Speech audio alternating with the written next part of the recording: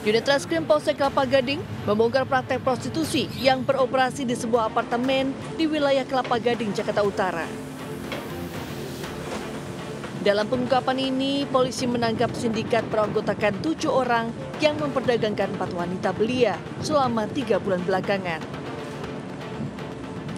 Dalam praktek prostitusi ini, para tersangka menjual ke 4 korban dengan tarif Rp250.000 sampai Rp500.000 kepada pelanggan. Mirisnya, dari tarif yang ditentukan tersebut, para korban hanya menerima mulai dari Rp50.000 sampai Rp100.000. Dari hasil penyelidikan terungkap, para tersangka dan korban nekat menjalankan bisnis haram tersebut untuk memenuhi kebutuhan ekonominya. Keempat wanita muda yang diperdagangkan juga mengaku tidak mendapatkan paksaan dari para tersangka untuk menjual diri mereka. Modus yang digunakan oleh para tersangka ini dengan menggunakan aplikasi tersebut.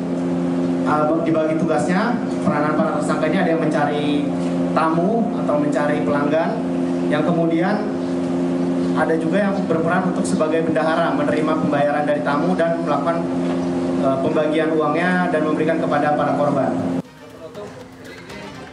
Ketujuh tersangka kini sudah diproses di Mapolsek Kelapa Gading, Jakarta Utara dan dijerat pasal terkait perlindungan anak dan perdagangan orang dengan pidana hukuman di atas 5 tahun penjara. Dari Jakarta, Rizky Falufi, iNews melaporkan.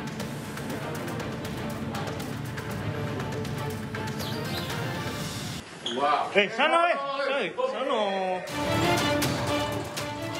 56 peserta pesta seks sesama jenis hanya tertunduk malu usai digerebek Direktorat Reserse Kriminal Umum Polda Metro Jaya di sebuah apartemen di kawasan Setiabudi, Jakarta Selatan. Dari 56 orang yang diamankan, 3 orang tersangka berperan sebagai perekrut peserta serta penyewa kamar apartemen.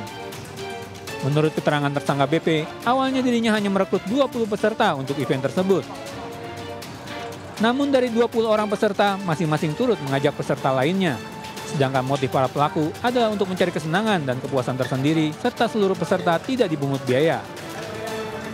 Ya, sejauh ini fakta yang ditemukan oleh tim penyidik bahwa untuk mengikuti peserta atau event ini itu tidak dipungut biaya oleh para penyelenggara 3 tersangka ini.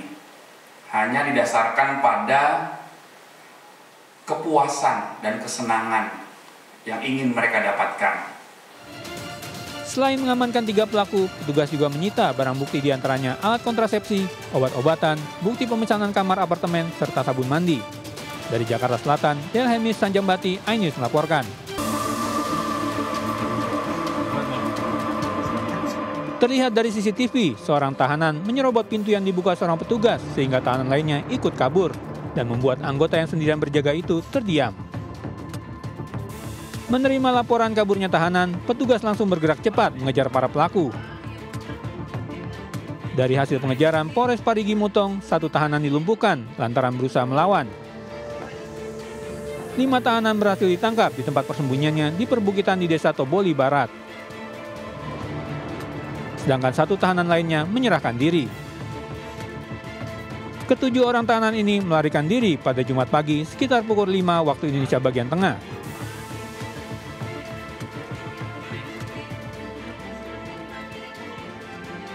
Pemadamnya cepat gue.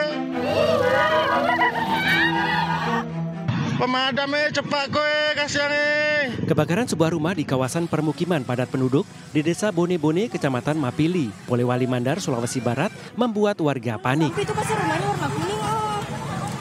Besarnya kobaran api menimbulkan kepulan asap pekat hingga membumbung tinggi ke udara.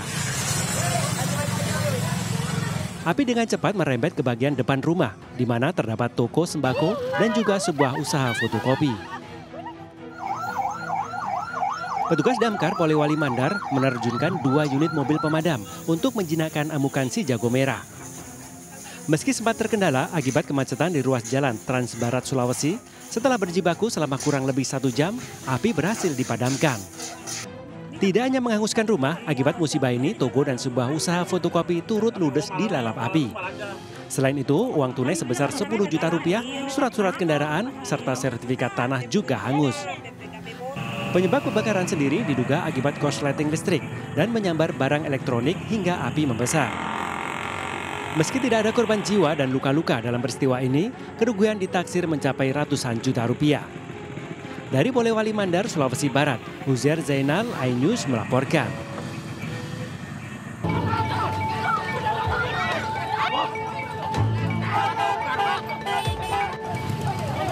Petugas Satpol PP Kabupaten Pamekasan terlibat bentrok dengan sejumlah pedagang kaki lima di sekitar Tugu Arek Lancor, Pamekasan, Jawa Timur.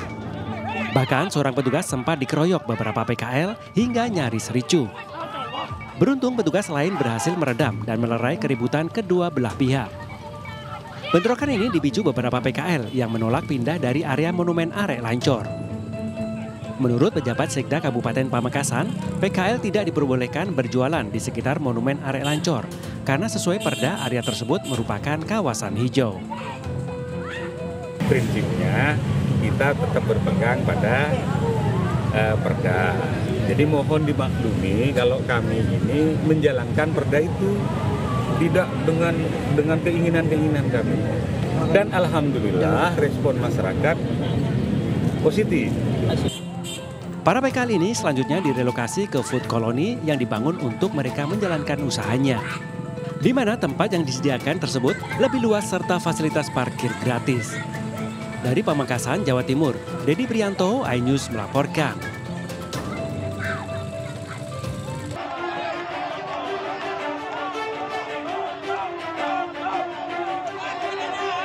Dengan membawa spanduk dan poster, ratusan tenaga kerja honorer dari berbagai daerah berunjuk rasa di depan gedung DPR, Jalan Gatot Subroto, Senayan, Jakarta. Dalam orasinya, massa menolak skema pegawai pemerintahan dengan perjanjian kerja paruh waktu karena tidak akan bisa mensejahterakan pegawai. Selain menuntut kenaikan status dari honorer menjadi penuh waktu, demonstran juga meminta agar tahapan pemberkasan calon P3K tidak dipersulit. Akibat aksi ini, lalu lintas dari arah Semanggi menuju Selipi mengalami kemacetan yang cukup panjang.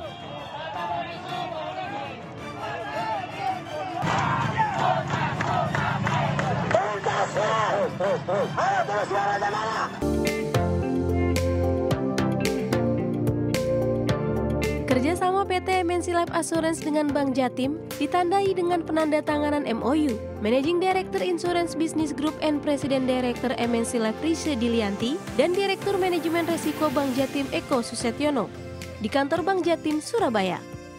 Kerjasama tersebut merupakan penguatan sinergi dan kolaborasi dengan MNC Life dan Bank Jatim dalam memberikan layanan kepada nasabah, terutama dalam memperluas layanan produk asuransi jiwa kredit untuk fasilitas kredit pemilikan rumah atau KPR.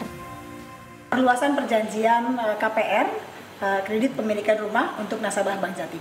Dan kami yakin dengan perjanjian kerjasama ini semakin mengokohkan posisi Bank Jatim di Indonesia di mata masyarakat. Dengan kerjasama asuransi dengan MNC Life tentunya sesuai dengan yang kita harapkan, ya, meningkatkan kualitas layanan dari Bank Jatim, memberikan proteksi kepada para nasabah debitur Bank Jatim sesuai dengan ketentuan yang berlaku.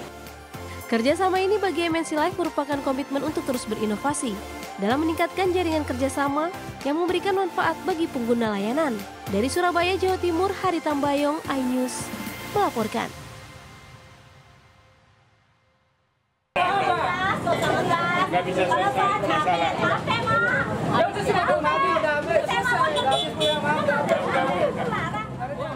Kebijakan pemerintah yang menghapus sistem pengeceran gas LPG 3 kg dan mengalihkannya ke pangkalan resmi menimbulkan gejolak di tengah masyarakat.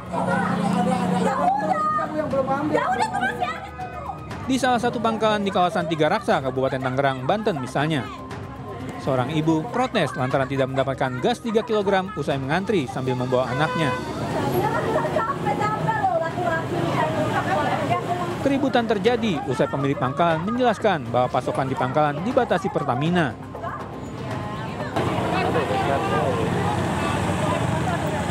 Sebelumnya ratusan warga rela antri hanya untuk mendapatkan gas 3 kg. Meski sudah mendatangi sejumlah warung dan pangkalan, warga tidak menemukan gas 3 kg yang sudah mengalami kelangkaan. Ini repot kayak gini nih, antri, nyari kemana-mana nggak ada. Ada di sini jauh juga didatangin. Udah berapa warung yang deket-deket mah nggak ada, keliling nggak ada. Bentar lagi puasa nih, mudah-mudahan lah ada di warung gasnya. Selain warga, pemilik pangkalan juga mengaku kerepotan dengan kebijakan larangan penjualan gas 3 kg di tingkat pengecer atau warung kelontong. Kalau dibilang siap, ya mau nggak mau harus siap kan. Tapi sebenarnya semua pangkalan pasti kerepotan. Kita cuma kejatah kuota 100 di lokasi wilayah inilah Jalan Ciung ya 100. Ternyata yang datang lebih dari 100, yang nggak kebagian marah-marah.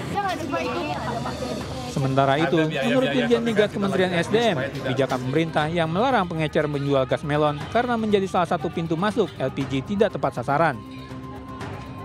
Pengecer itu apa sih sebenarnya statusnya? Sudah illegal itu. Disitulah pintu masuk orang bisa LPG itu tidak tepat sasaran. Maksudnya orang yang tidak berhak untuk mendapatkan. Lalu harga itu ujung-ujungnya di pengecer berapa sih? Ada 30.000 dan ini nggak sesuai dengan yang seharusnya. Pemerintah kini tengah mendorong agar pengecer yang memenuhi syarat bisa diubah statusnya menjadi pangkalan resmi sehingga bisa menjual gas LPG 3 kg. Tim Liputan Ainis melaporkan.